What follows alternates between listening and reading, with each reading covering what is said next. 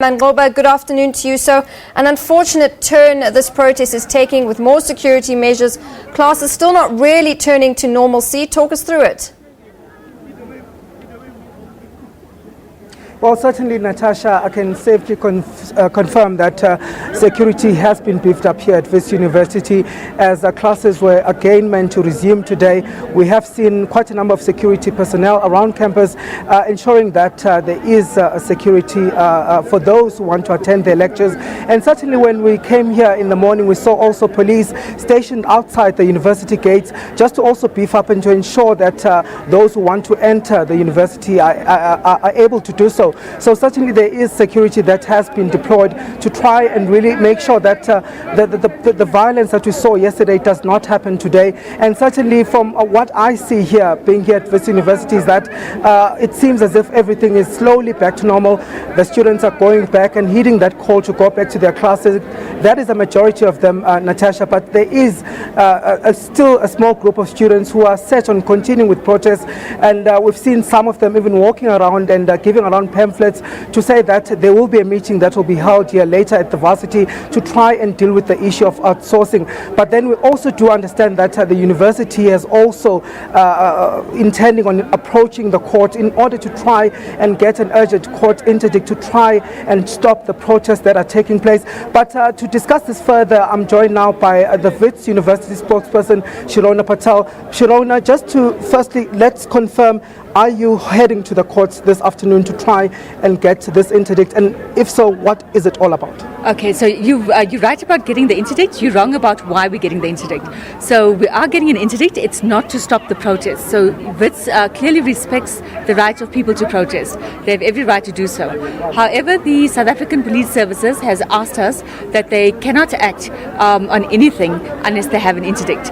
So for example, if lectures are being disrupted, if entrances or exits are being blocked, if people are being harassed or intimidated, the police are very reluctant to act if they don't have an interdict.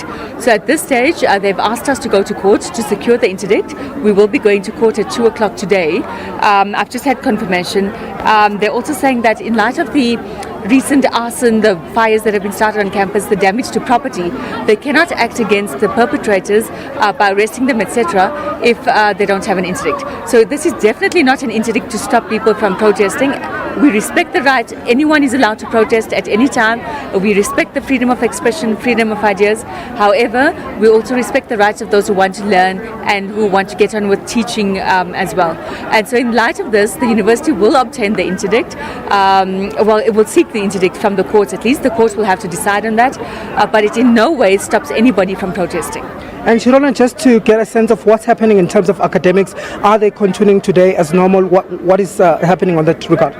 All our lectures have continued as normal today. We've had no disruptions to any of the lectures or any other university activities. It's been a very peaceful morning and we are grateful for that, especially because exams are just around the corner.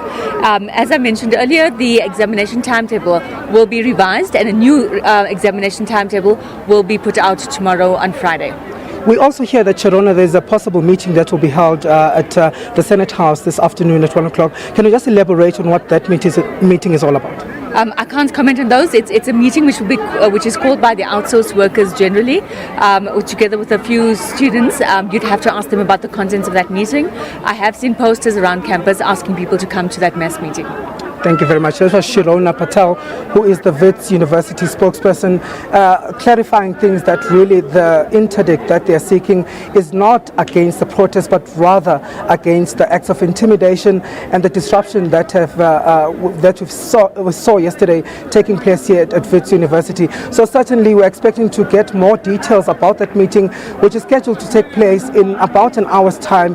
And what we hear at this point is that the workers will be part of that meeting, as well as students, and it was also suggested that the Vice-Chancellor, Adam Habib, might also be part of that meeting, but we'll have more details of that meeting as time goes on. Back to the studio.